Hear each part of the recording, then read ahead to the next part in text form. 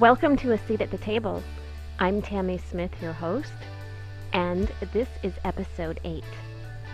In today's table conversation, we're talking about personal power.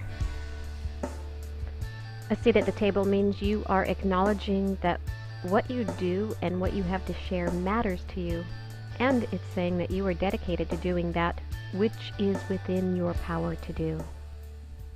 Power is one of the most sought after yet least understood aspects of human potential.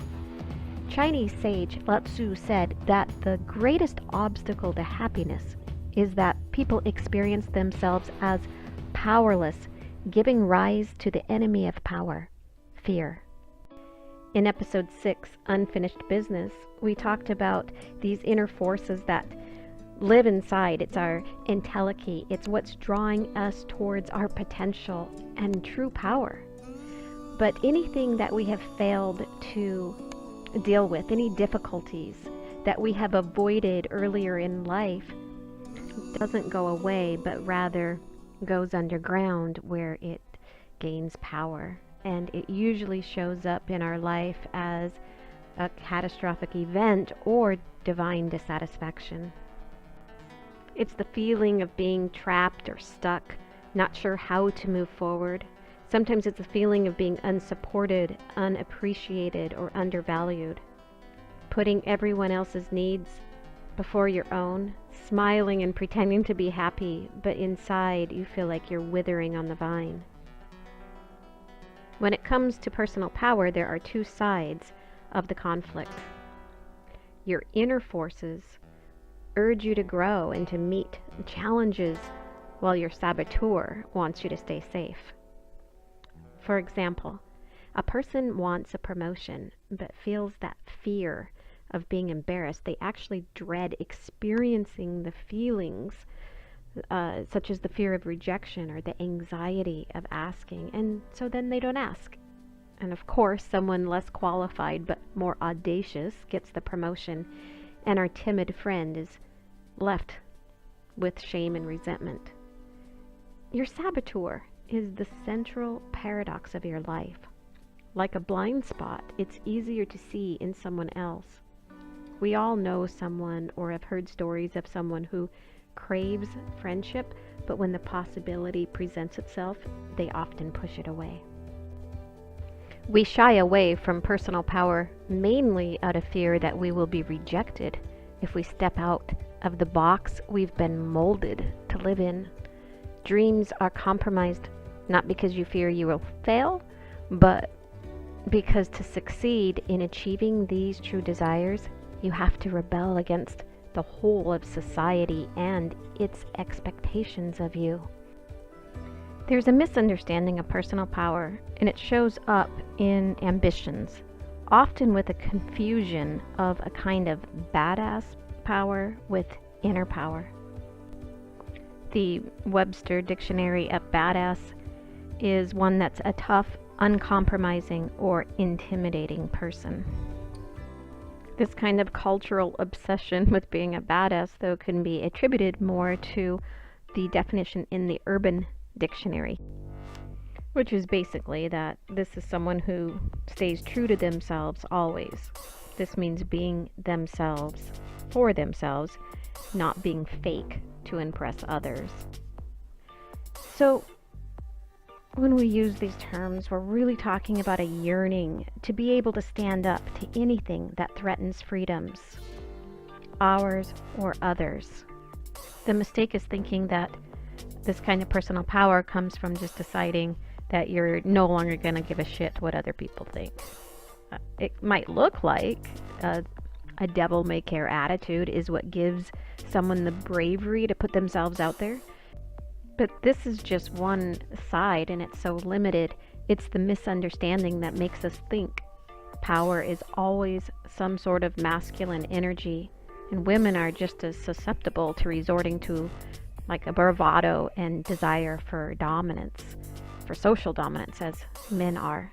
Yet personal power is more than ambition. It is a kind of vitality, a life force that requires self-knowledge, truly knowing who you are and what is right for you. This was exemplified in the life of Emilie du Châtelet, who was born in Paris, France in 1706. She was a noble woman who became a mathematician, physicist, and philosopher, and she defied all societal convention. She was raised in a world where women were not educated. Well, for most of recorded history, women have been systematically denied education. But despite the prejudice of society's view of educated women, Emilie du Châtelet demonstrated personal power by exercising intellectual freedom. In A Discourse in Happiness, she wrote, "One must have passions to be happy, but they must be made to serve our happiness, and there are some that must absolutely be prevented from entering our soul. Ambition, for example, is a passion that I believe one must defend one's soul against if one wants to be happy. This is not because it does not give enjoyment, for I believe that this passion can provide that. It's not because ambition can never be satisfied. Rather, it's because ambition, of all the passions, makes our happiness dependent on others. Now, the less our happiness depends on others, the easier it is for us to be happy. Let us not be afraid to reduce our dependence on others too much. Our happiness will always depend on others quite enough. To truly understand personal power, we must understand ourselves.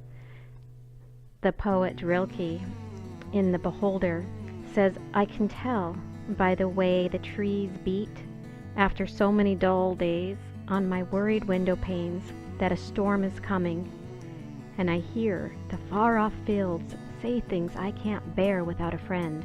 I can't love without a sister. The storm, this shifter of shapes, drives on across the woods and across time, and the world looks as if it had no age. The landscape, like a line in the psalm book, is seriousness and weight and eternity. What we choose to fight is so tiny, what fights with us is so great. If only we would let ourselves be dominated, as things do, by some immense storm, we would become strong too, and not need names. When we win, it's with small things, and the triumph itself makes us small. What is extraordinary and eternal does not want to be bent by us. I mean, the angel who appeared to the wrestlers of the Old Testament.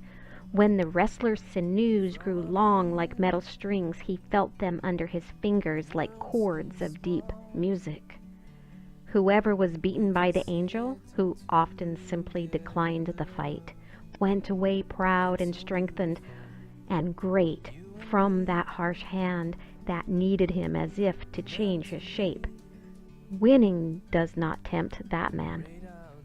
This is how he grows, by being defeated decisively by constantly greater beings. Carl Jung said that we can learn to see and accept our symptoms, things like anxiety, discontent, and pain, as an invitation. Our symptoms can show us what needs shifting, shedding, grieving, loving, or embracing.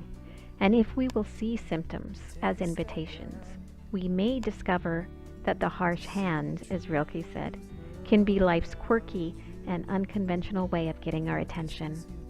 It can draw us into a deeper engagement and collaboration with ourself at the ground of being.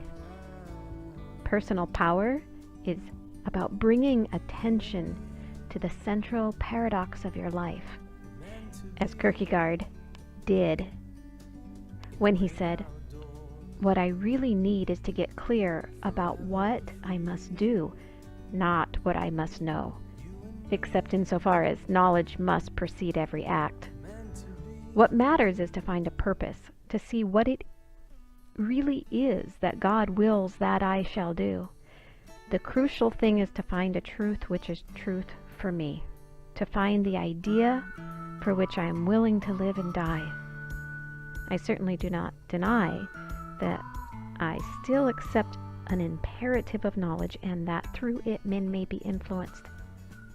But then it must come alive in me And this is what I now recognize as the most important of all. Power, one of the most sought after and least understood aspects of human potential. What the world needs most is for you and I to face our dragons so we can stand courageously, morally, creatively, and in a life-affirming way. Thank you for tuning in today. Be sure to subscribe and share with a friend.